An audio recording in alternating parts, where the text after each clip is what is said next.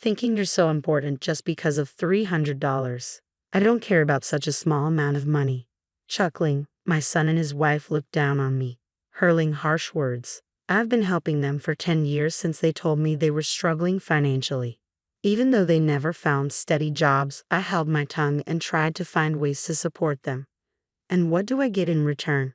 Why did I bother helping them in the first place?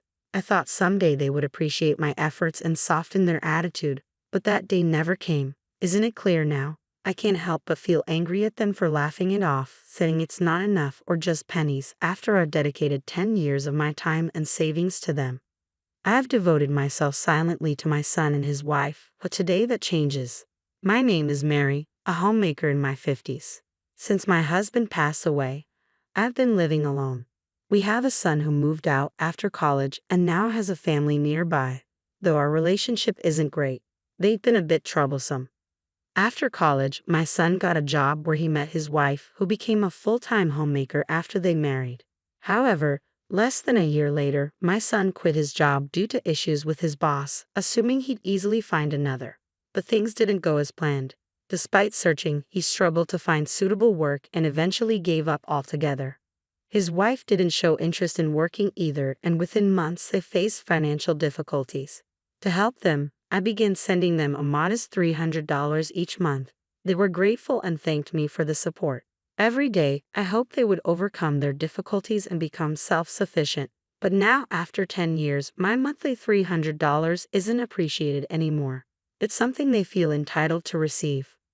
For example, one busy month filled with family events, I couldn't find time to meet my son and his wife on the usual day. I give them their monthly money. Late that night, I heard loud knocks on the door. It was my son and his wife. "Mom, we need the money on time. Are you starting to forget things because you're getting older?" My son teased. Tired and sleepy from a hectic few days, I replied, "I'll give it to you another time. Please go home for now." Then his wife, her face red with anger, said, "This happens every month. You have to give it on time. Just because you're my husband's mother doesn't mean you can behave like this." And she grabbed me by the collar. Shocked by the sudden confrontation, I reluctantly handed over the $300 to my son and his wife, which I had prepared earlier. "If you had just given it to us in the first place, this wouldn't have happened. I don't want to resort to physical force with you either," his wife continued. "You should listen to us and behave. Remember, if you ever lose your mind, we'll be the ones taking care of you. It wouldn't hurt to stay on our good side, right?" Their audacity infuriated me, but I feared that challenging them might cause them to depend on me even more, much like when my son quit his job. So, swallowing my anger, I smiled, apologized, and did as they demanded. Looking back, I realized I should have stood up for myself then. But my overwhelming desire for them to become self-sufficient left me feeling powerless. The unpleasant memories with them weren't just confined to that day. I received a call from a concerned neighbor. "Mary, can we discuss your son and his wife?" "Oh dear," I apologized. "I'll be right there." Apparently, when the neighbor returned from shopping, she noticed signs of a break-in at her place. After checking the security footage, she was shocked to see that the culprits were actually my son and his wife. Although her home was ransacked, nothing appeared to be stolen. Knowing about my strained relationship with them, she chose to contact me first. I left work early and reached out to my son and his wife. Together, we visited the neighbor to apologize. "I'm truly sorry," I kept repeating, but my son and his wife didn't seem remorseful. The neighbor seemed displeased, but things settled down after I agreed to cover the cost of the broken window. However, on the way back home, they said something shocking. "Why are older people so uptight? We just needed to borrow a few things," they remarked. I was so taken aback that all I could manage was, "Like what?" They continued, not even looking at me. "Sure, we broke a window and made a mess, but we didn't steal anything. Isn't she overreacting?" My son simply nodded in agreement. I couldn't comprehend what they were saying and remained silent the entire journey. Watching everything unfold, I should have found the courage to speak up to them instead of being afraid. My silence only showed my weakness. After that incident, I noticed their behavior becoming more aggressive. Thankfully, aside from the neighbor incident, they didn't cause major problems. So I continued to help them, hoping they would become self-sufficient one day. Whenever they asked for something, I bought it if I could afford it. My son wanted gadgets to socialize, while his wife desired luxury items to feel on par with others. Their demands kept growing, and they increasingly relied on me for everything. Even on my days off, they'd call me over for household chores. I worked tirelessly. They wanted more than just money. They lacked the means and motivation to earn for themselves. Thus, I felt obligated to support them. Despite my exhaustion, I remained dedicated to my job and fulfilled their requests, which left me drained. I developed dark circles under my eyes, my skin became rough, and dizziness became a regular issue. My son and his wife mocked me, saying, "You look like a mess." And his wife even pointed at me, saying, "She's given up on herself." I didn't have the energy to defend myself against their hurtful words. Deep down, I knew I was reaching my limit, but I felt if I stopped working and helping them, everything would fall apart for all of us. So, despite my exhaustion, I kept pushing myself, determined to hold everything together. Honestly, I had wanted to lean on someone and give up a long time ago. One day, while I was doing chores at my son's house, a small incident sparked an argument. I was already stressed and tired, so every little thing they did annoyed me. His wife then made a cutting remark, saying, "You act like $300 is such a big deal." My son, influenced by her words, added, "We don't need that messy amount," and handed back the $300 I had given them that day. They scoffed, saying, "If you're going to give us money, bring a decent amount," mocking and looking down on me. Those words sparked something inside me. "Fine then," I blurted out, "I'll stop. I won't think about the future or your feelings anymore." They both looked puzzled as I began packing my things to leave, but soon they burst out laughing. "Come on, Mom, quit playing around. If we left you, you'd be all alone. You wouldn't have the courage to live without your precious son and his wife," my son mocked. "Mary, since when did you become such a joker?" "That wasn't funny at all. You had me worry for a moment there," his wife chimed in. They thought I was just venting frustration and not serious about ending the financial support. They continued to mock me. "If you've got the courage, go ahead and leave," they challenged. "But if you do, we'll cut ties with you. Think you can handle being all alone? You'll regret those words soon enough. Your stubborn mom could never do something like that, right?" I felt completely cornered by their words, yet they continued to treat me poorly. I started questioning what I was gaining from supporting them. Buying them things they wanted, doing their chores. Wasn't I just being used and taken advantage of? It felt like they were exploiting my kindness, treating me like a servant even when I was at my breaking point. They might be family by blood, but their behavior made it hard to see them that way. "I'm serious. Remember that you asked for this," I asserted, but they just laughed it off, treating my words like a joke. "Go ahead and try, but you'll regret it soon. I can already see it." My son's words ignited a fierce determination within me. "I'm not going to take this lying down. I'll make them realize how much they've underestimated me and how wrong it is to treat me this way."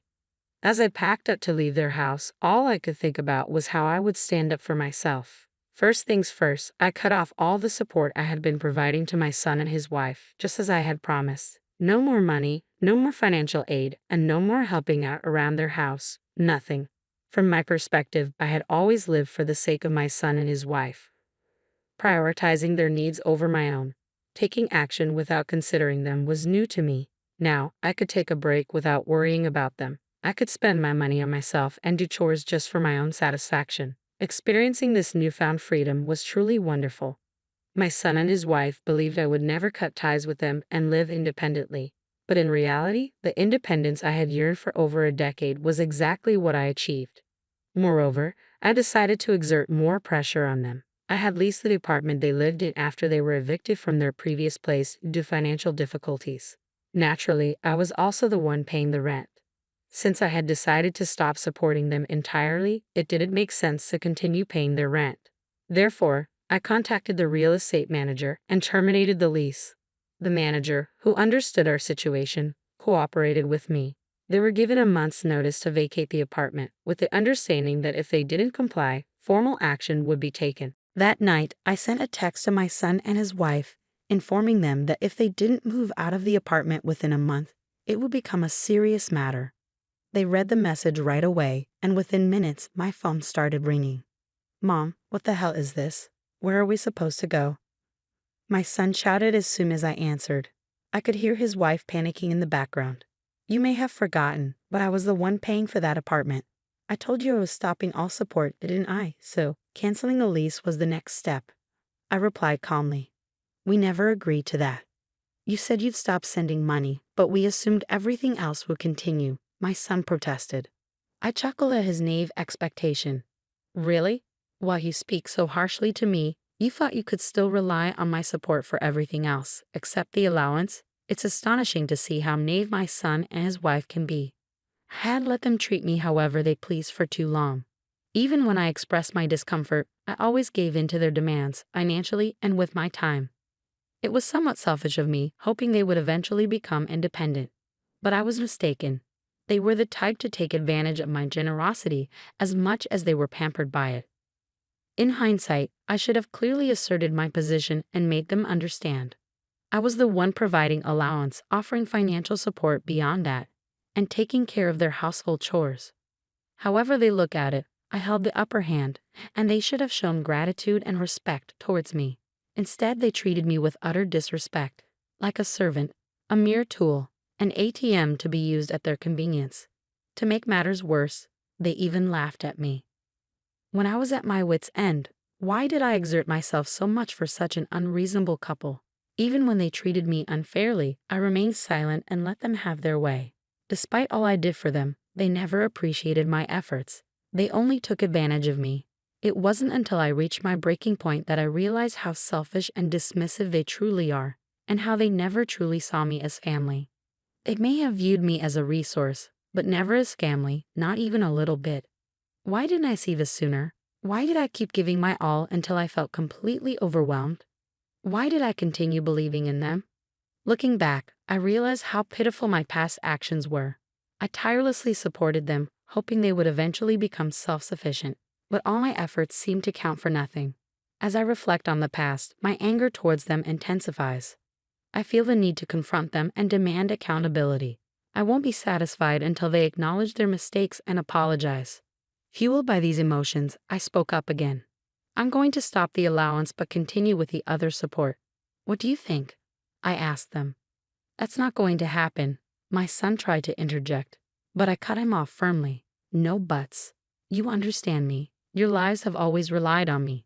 If you ever upset me or if I decide not to help you one day, you'd be in trouble.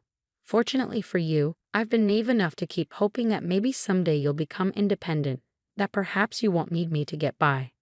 That's right, Mom is kind. That's why you're not really going to abandon us, right? You just said those things in the heat of the moment and now you can't take them back. So you're doing this, right? It's okay, we forgive you. Let's try to be a family again, okay? My son pleaded. Don't be foolish. I've finally seen things clearly. Despite all the support, you two don't even want to be independent, do you? You just want to keep living comfortably on my dime, don't you? I retorted firmly. Trying to explain himself, my son backpedaled. That's not it. We did want to be independent, but we couldn't. We haven't even been looking for jobs. My wife feels the same. We tried in our own way, but it's been impossible. Almost laughing at his response, I couldn't believe their audacity to claim they had tried their best in their own way. I had been observing my son and his wife closely for years. Neither of them seemed to put any effort into finding jobs or living frugally. Instead, they were comfortably living off me every single day. How could they possibly say they had tried their best? Listen, Mom, we're really grateful for everything you've done. We can't even express it in words, but you've always gone above and beyond for us. We know we depend on you to live, and we'd be lost without you. So why don't we start over? You need us too, right? My son pleaded. Are you kidding me? I don't need you, I responded bluntly. On one hand, there's a guy who's still stuck on some trouble from 10 years ago, never holding down a steady job and just being lazy. And on the other hand, there's a woman acting like a stay-at-home wife, never supporting or pushing her husband, just doing as she pleases. You think I need people like you too? You couldn't be more wrong. Do you have any idea how much I've endured because of you two? Day in and day out, I work to make money for you, and even when I'm not working, I'm doing chores for you. It's been incredibly tough, and I've finally come to realize that. After all that, I'm not naive enough to want to be family with you too. Don't say such harsh things, Mom. We need you, my son insisted. Without someone like you supporting us all the time, Despite my words, my son continued to argue from his perspective, disregarding mine. As I pondered what to do next, I suddenly heard a voice shout, "Give me that." Then his wife took the phone. Mary, honestly, I've been frustrated with my husband's selfish behavior too. Most men go out, work, and support their family, but he just wanders around, not working. For my sake, I regret marrying him every day. I feel just as hurt as you do. I'm a victim too. Please help me. Even if it's just me, I can't do this without you. After making her shocking plea to abandon her husband to save herself, his wife continued, I'll do anything you need me to do, whether it's housekeeping or anything else. Use me however you want. Please, Mary, don't abandon me. Her words left me stunned, and I could hear the couple arguing loudly over the phone, each trying to assert control of the conversation. Annoyed by the chaos, I frowned, and suddenly, it seemed the phone was knocked out of hand and the call disconnected. Days passed without a call back from them. It turned out their relationship had deteriorated significantly after that incident, leading them to decide on divorce and go their separate ways. They blamed each other and even fought over money, prolonging the dispute until their divorce was finalized. After the divorce, both of them tried reaching out to me, but by then, I had already blocked their numbers, so I never heard from them again. My son took on a factory job, working day and night just to make ends meet. Meanwhile, his ex-wife tearfully returned to her parents' home and confessed everything. They reprimanded her harshly. She came to apologize, accompanied by her parents, but she was crying so much that I couldn't make out her words. Since then, I've been living for myself. For a decade, I had been tied down by their needs and never had a moment to focus on myself. Embracing a life centered around my own needs felt incredibly refreshing and liberating.